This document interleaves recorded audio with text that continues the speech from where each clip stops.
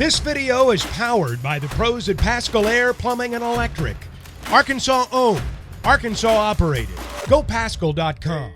So, Coach, just being able to go back and watch the game again, just some takeaways that you had, maybe that you didn't catch while the game was in live.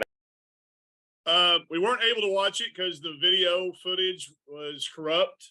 There's partial footage, but there were some problems with the video, so I just kind of moved on. I knew in the post game that there were some things that were probably off on the box score, but I didn't have the knowledge. They asked me about getting out rebounded. I felt like we'd out rebound them, which we ended up out rebounding them a little bit. But I just think about the experience. That's what we talked to our kids about. And we asked them today. We had a day off yesterday, and the word memorable came up. Our kids said they will remember that game as any other game that we've had. The environment was electric. The experience was outstanding for us to go to a different part of the state. The fans, the athletic director, the chancellor of the school coming up to thank us for coming to play, and the fans that had been yelling at us nonstop throughout the game came down and took pictures and were cordial. Their student body was amazing. The band, amazing. The loudest gym I've ever been in my life, bar none. Not even close. I've been in Cameron for a men's game.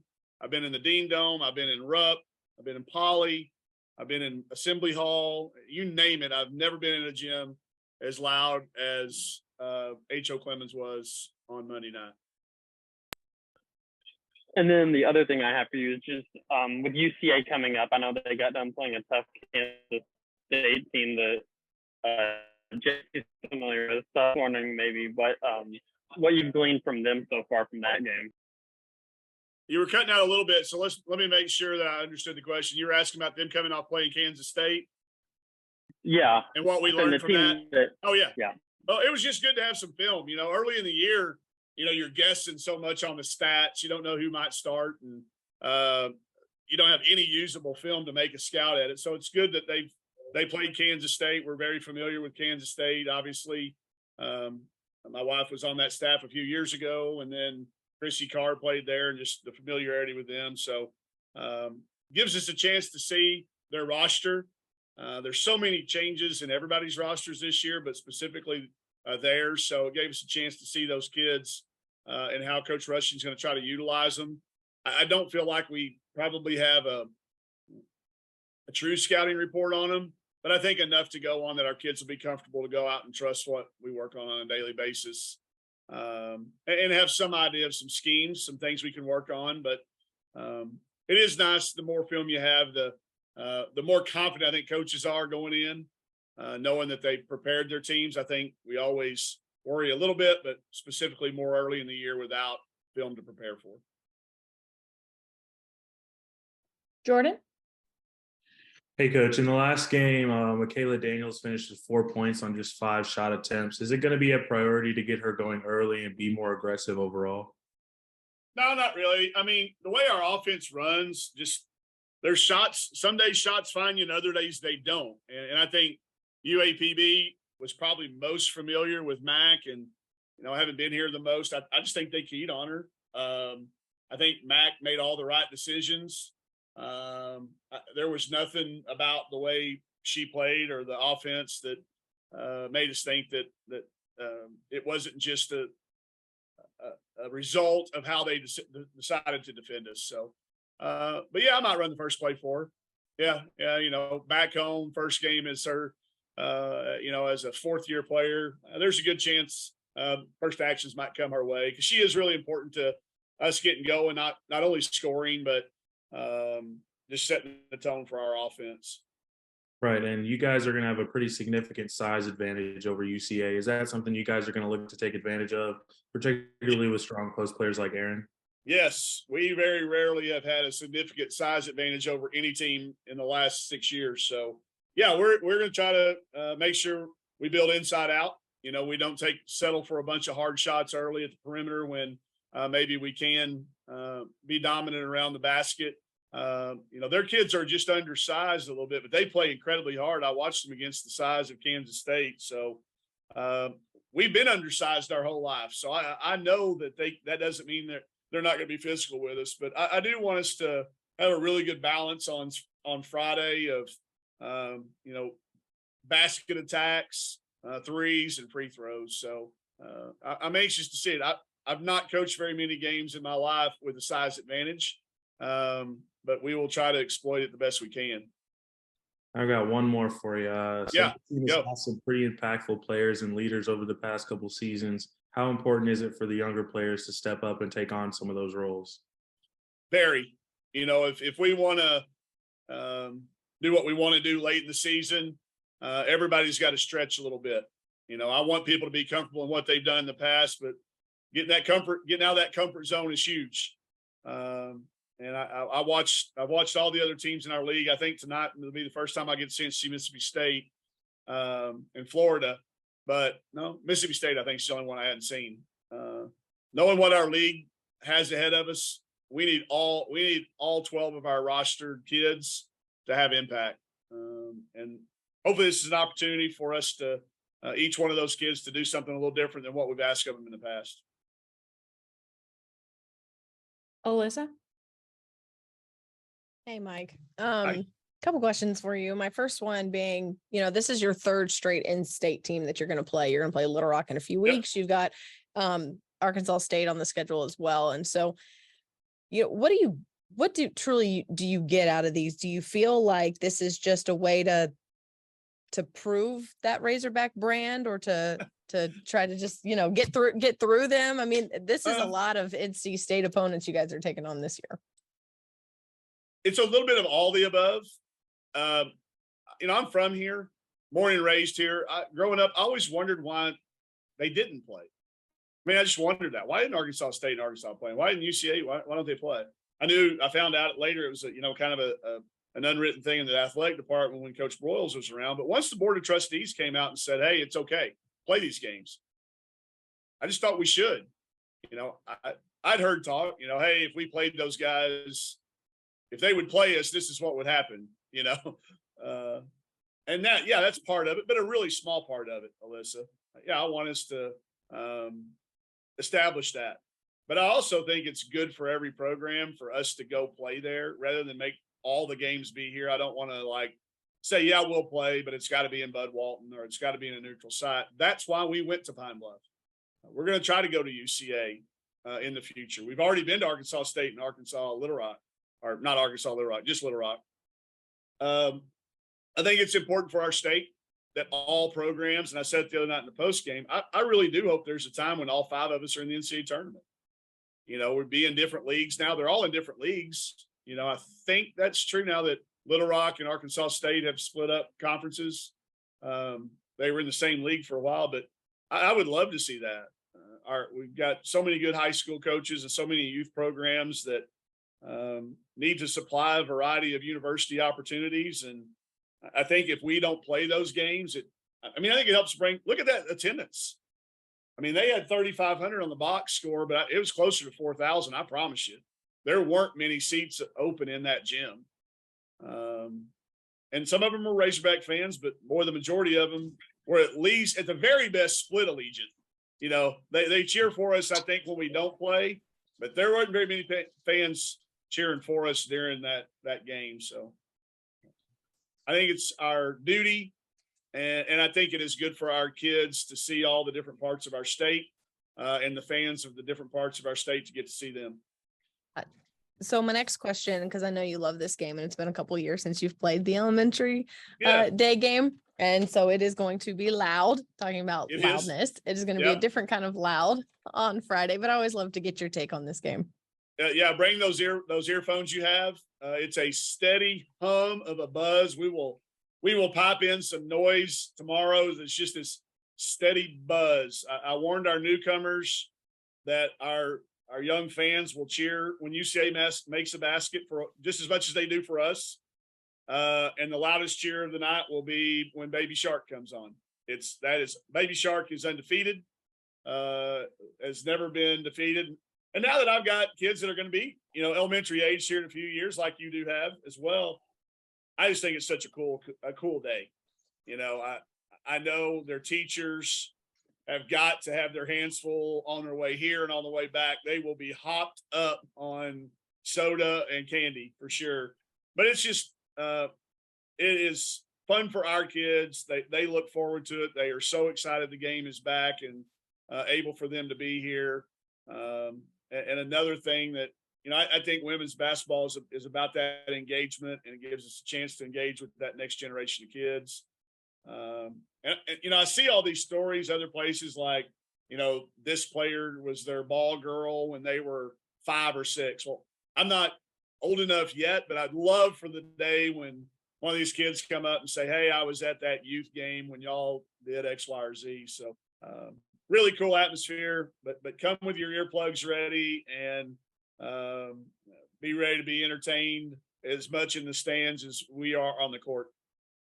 And last one for me, I think you can talk about her now because she signed her piece of paper, but I was down at Farmington for Jenna Lawrence's signing today. Just a big get for you. And I didn't know if you could talk about her a little bit. Have we gotten the email yet, Kylie?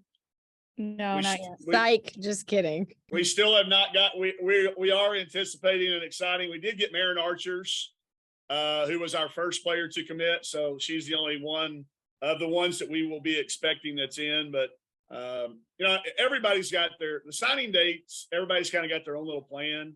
And we used to all have this big plan for that day one, but it's kind of like Midnight Madness. It's kind of lost a little bit of its lead up, but really excited about Marin. And in the next press conference, we'll be really excited, hopefully about a couple more. How about that? Perfect. Thanks. Yeah. Brett? Hey, Mike, back to that exhibition game. We saw Jersey a handful of times take it hard from the wing, get to the paint, kind of finish. It looked new to me. I'm curious if that's something she's added, or we didn't see a lot of that last year because she was underneath. Option B that you just said, she was playing the post for us, playing out of position, so getting her back to that natural position, then giving her some time to get comfortable out there. After a year of the things that she learned, it's valuable for her. You can see she's a lot, she handles physicality a lot better. She's way more comfortable going to the rim and finishing at the rim. Her shot has a higher release. She's just more at home. She's more comfortable, which makes her more confident, just like any of us in our lives. When we're in comfortable situations, we're more confident. And she made a move today in practice that kind of sent us all into, wow mode.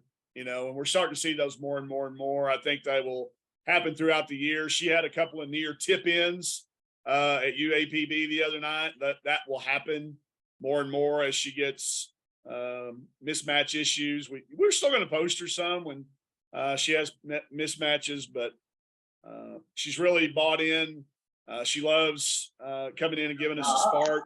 She and Marion kind of have this little vibe going that when they get in together, they give us a lift. So it's really fun to see her in her sophomore year mature. She's got a big smile on her face. Freshman years are tough, man. And in the SEC, it's even tougher. And starting in the SEC, and then starting in the SEC and playing out of position, and then starting in the SEC and playing out of position and having to guard Aaliyah Boston and, the people that we asked her to guard. It was incredibly hard for her to do, but she's grown from it. But anybody that knows Jersey, that's what she seeks, growth opportunities. Speaking of freshman years being tough, Miriam threw a couple of Hakeem Olajuwon moves at us the other day against Rogers State that really looked impressive. How will she continue to grow maybe over the next month and a half as you get closer to conference play? Guys, I'm telling you, when she gets the confidence back in her knee like she had prior to her injury, there's a lot of Hakeem. You're going to hear a lot of Olajuwon comparisons. And it's okay. There's not very many women's basketball players to compare to. Griner is certainly going to come up, I think, over the years because of her footwork. And but the thing Miriam's got that a lot of these players have never had is the ability to shoot the three as well. That is a huge part of her arsenal. So still scratching the surface. She is she's so mindful of wanting to improve. The the moves that we're going to continue to see. There's going to be a highlight video for sure by the time she graduates.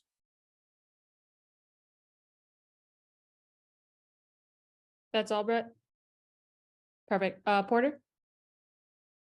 Coach, they were touching on Jersey, and you're talking about her confidence and how much it's grown. How much do you think it is because she is getting to play her more natural position and getting to be more of herself this year opposed to last year?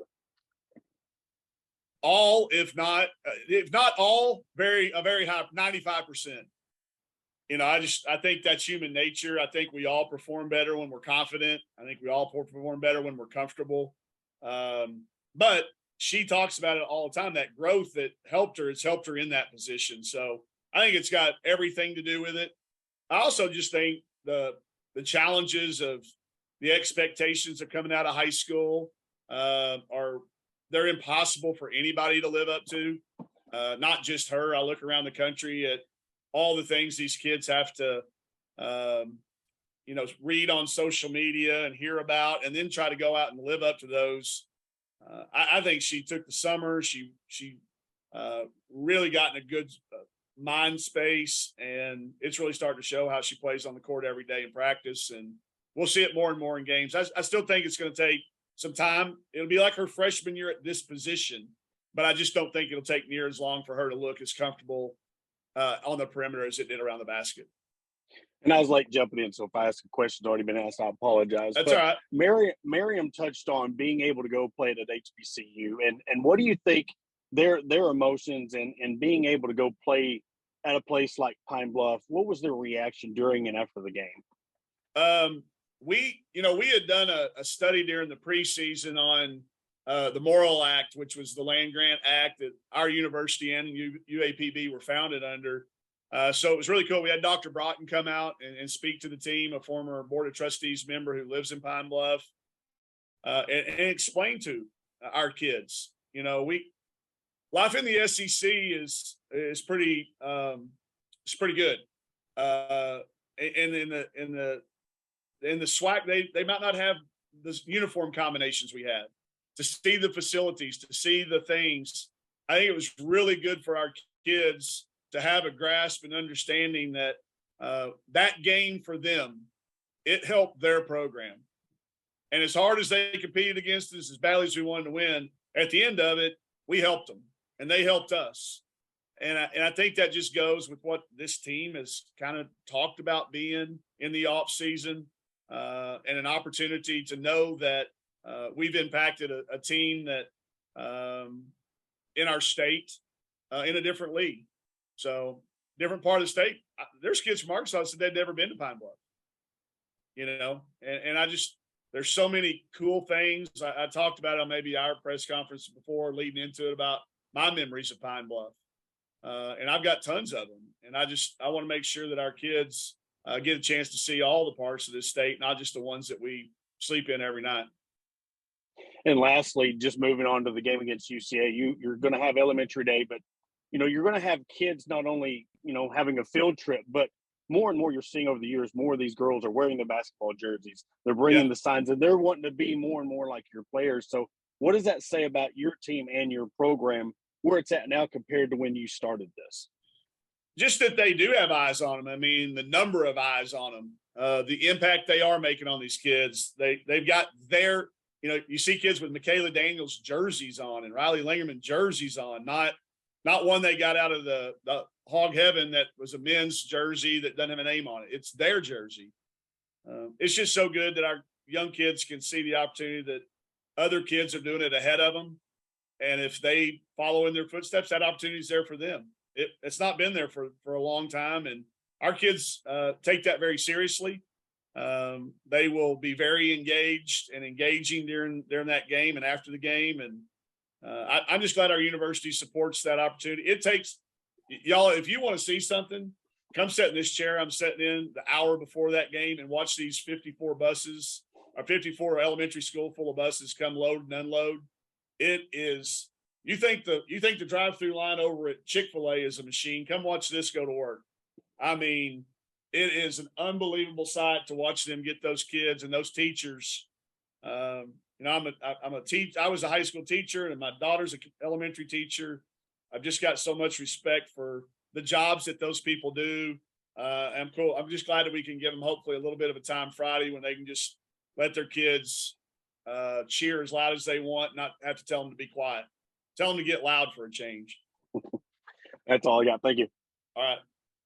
Dudley, Hey man, you and I banged the drum on playing in-state schools for a long time before Yeah. it actually started. You've got 3 in a row here. Just talk about doing that, and now like you were talking about with UAPB, how it not only helps you but helps those schools as well, and just kind of generates some excitement in the state.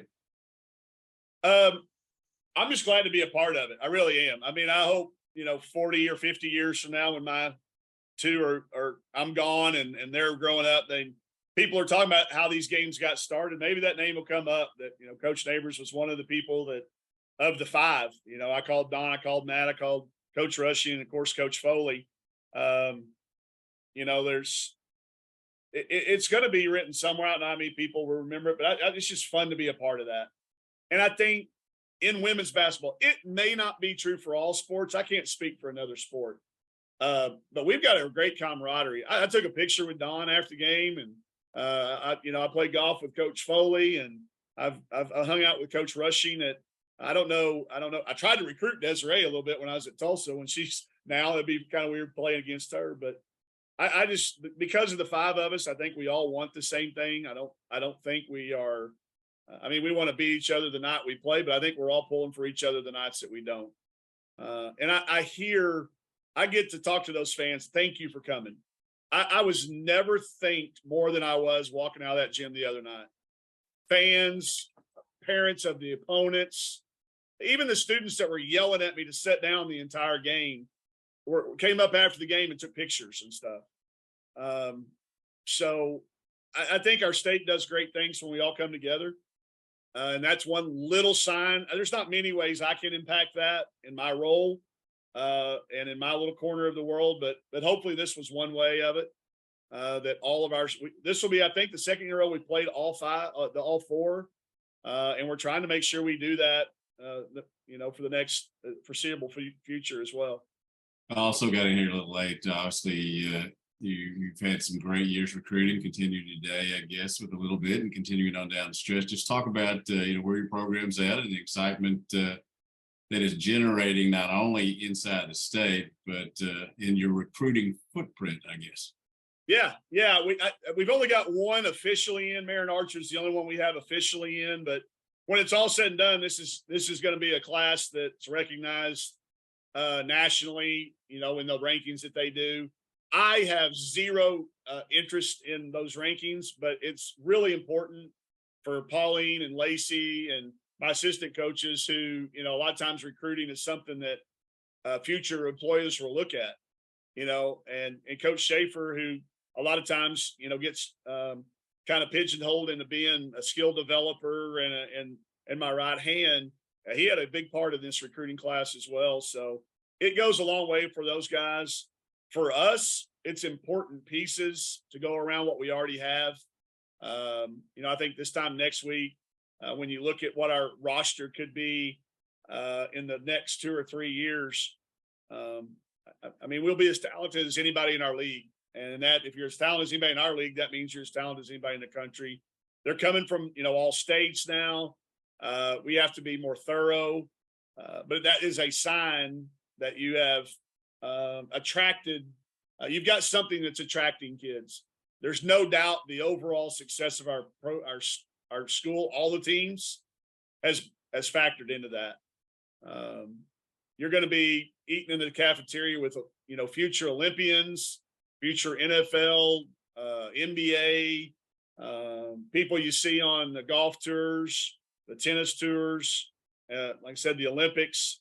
It's a really cool place to be right now, and it's starting to spread in that SEC footprint for sure, but also stretching outside just all parts of the state. All parts of the country.